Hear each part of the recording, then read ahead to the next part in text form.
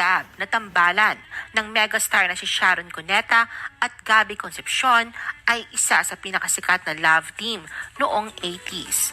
Ang kanilang tambalan ay nauwi sa kasalan, ngunit humantong naman sa hiwalayan. Bakit nga ba sila naghiwalay? At magkakaroon pa kaya ng muling pagtatambal sina Sharon at Gabby? 1980s, walang real and real-life couple na mas sumikat sa tambalan ni Sharon Cuneta at Gabby Concepcion. Simula noong panahon na pinurtray nila ang reckless young lovers na sina April at Jimmy sa Dear Heart noong 1981, walang makakapigil sa dalawa na makuha ang tuktok ng kasikatan. Sa part ni Sharon, kahit ang megastardom ay hindi kailan basta-basta nabibigay sa kahit kung sino man. Ang screen pairing ng diplomatic, Inglesera, exclusive school-educated na anak ng mayor na si Sharon at ang fair-haired boy ng Regal Films na si Gabby na na-discover sa isang sikat na toothpaste commercial at galing sa mayamang pamilya sa San Juan ay naging perfect pair at nakipagsabayan sa mga leading love team ng era noon, gaya ng comical team-up nila Maricel Soriano at William Martinez. Kung ang appeal ng pares nila Taray at Kulit ay inspirational, sina Sharon at Gabby naman ay naging aspirational at tinawag ang kanilang love team na Amoy Mayaman. Sina Sharon at Gabby ay bumida sa maraming mga pelikula, gaya ng P.S. I Love You at My Only Love. Hindi kalaunan, ang on-screen attraction nila ay naging totohanan sa totoong buhay. Pagkatapos ng saglit na paghihiwalay ng pinare si Sharon sa ilang leading men gaya ni William Martinez at Roel Santiago, na-reunite sila ni Gabby sa comics-lifted drama na Dapat Ka Bang Mahalin. At ang box office results ay napakalayo sa kinita sa mga movies ni Sharon na hindi niya kapartner si Gabby. Isang fairy tale wedding noong 1984 ang nag-seal sa love story ng dalawang popular young stars. Ang unang kasal nila ay isang secret civil wedding noong July 1984 at nasundan pagkatapos ng church wedding sa Manila Cathedral noong September 1984. At isa ring huge correction na sinabi ni Sharon na naging misconception noon ay hindi siya buntis nang inalok siya ni Gabby na pakasalan siya. Ang kanilang pagpapakasal ay nagresulta ng isang compilation movie na tinawag na The Best of Sharon and Gabby na nag-feature ng mga eksena galing sa kanilang mga pinagbidahan ng kanilang pagtatambal at footage ng kanilang wedding. Sina Sharon at Gabby ay nabiyayaan ng isang anak na babae na pinangalanan nilang Cristina Cassandra Cuneta Concepcion na ngayon ay kilala bilang isang actress endorser na si Casey Concepcion. At maraming nagsasabi na kamukha ng kanyang ama. Sinabi ni Sharon ang kanilang unika iha ay isang honeymoon baby at 18 years old nang mabuntis si Sharon kay Casey. Ngunit ang kanilang pagsasama ay nagkaroon ng mga problema. Pagkatapos ng 3 taon, si Sharon at Gabby ay naghiwalay. Ang mga fans ni Sharon at Gabby ay mayroon ng recollection ng photo ni Sharon habang kinakanta niya ang Don't Forget Me during sa huling part ng isa sa episode ng variety show noon ni Sharon na The Sharon Cuneta Show sa IBC 13 na nagpapahiwatig sa pagtatapos ng kanyang marriage sa kanyang Prince Charming. Pagkatapos noon, pinakita ni Sharon na kaya niyang tumayo sa kanyang sariling mga paa kahit wala na si Gabby. Nakagawa siya ng mga pelikula kahit wala ang kapareha na si Gabby, gaya ng Ang Bituing Walang Ningning at Bukas Luluhod ang Mga Tala.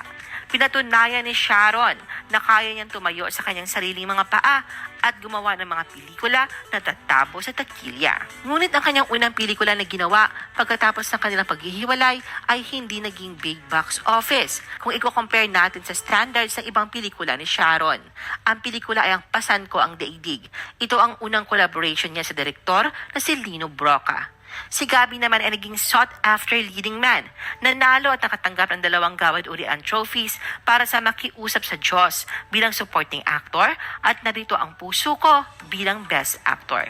Maraming mga haka-haka noon na lumabas sa rason kung bakit nagtapos ang kanilang marriage. Ngunit ang lahat ng ito ay nanatiling espekulasyon hanggang sa araw na ito maliban sa katotohanan na si Gabby ay kasal sa isang babae sa US bago ang kanyang kasal kay Sharon. Sa isang viral Facebook thread, si Sharon nagamit ang palayaw na April Mondragon, ang pangalan ng karakter niya sa Dear Heart, ay inaddress ang issue na ito. Anya, Gabby married before me for the green card lang. Amerika, mamaya namemera na raw. Kaya lang, kala ko nag-divorce na before. Ayon sa mga reports, si Gabby ay kasal sa nagangalang Jennifer Martin bago ang kanilang kasal ni Sharon noong 1984. Nang meron na silang mga bagong karelasyon, si Sharon at Gabby ay nagtambal pa sa mga pelikula noong early 90s. Ang huli nilang pagsasama ay sa pelikulang Tayong Dalawa noong 1992. Dahil nasangkot si Gabby sa mga scandal after scandal, umalis siya ng Pilipinas at sa showbiz at namuhay sa Amerika sa loob ng 13 years.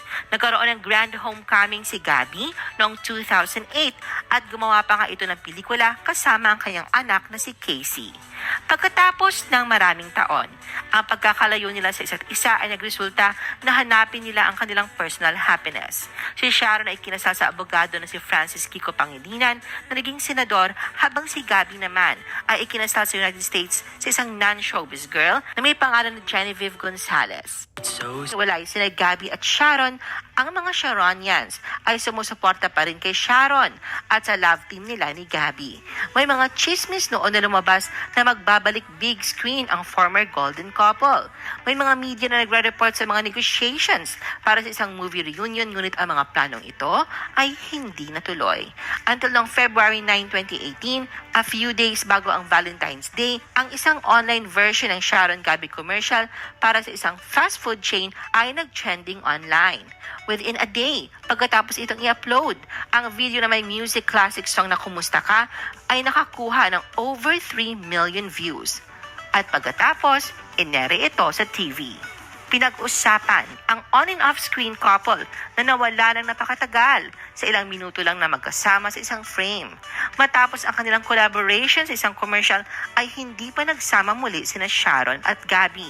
Pagkatapos ng unexpected success ng reunion nila Gabby at Sharon, isa sa pinakamalaking bagay na pinakita nila Sharon at Gabby ay ang kaya pa din nila magpakilig ng kanilang tambalan, na meron pa din sila mga fans at followers. At kahit anuman ang nangyari noon, ay kaya pa din nilang magkatrabaho ulit ngayon. Hindi natuloy noong 2018 ang pelikulang gagawin sana ng ex-couple dahil nagkaroon sila ng malalim na tampuhan. Pero noong September 2018, sa interview kay Gabby sa presscon ng Gabay Guro, nagsalita ang aktor na willing itong magkaroon ng duet kay Sharon para sa grand gathering ng Gabay Guro noong nakaraang taon na hindi naman natuloy. Kaya noong September 22, 2019, nasurpresa ang lahat na mag-duet ang ex-couple sa Lani Hall 80s hit na Come What May para sa 12th Gabay Guro Grand Gathering na ginanap sa Mall of Asia Arena na ikinatuwa ng libo-libong mga guro na dumalo sa okasyon. Kinumpirma ng isang insider na biglaan at wala talaga sa plano ang duet number ni na Sharon at Gabby. Ngunit may nagpayo kay Gabby na kung gusto nitong matapos na ang hidwaan nila ni Sharon, si Gabby ang unang gumawa ng paraan na magkaroon ng closure ang kanilang malalim na tampuhan na nag-ugat sa hindi natuloy na movie project na pagsasamahan nila noong 2018.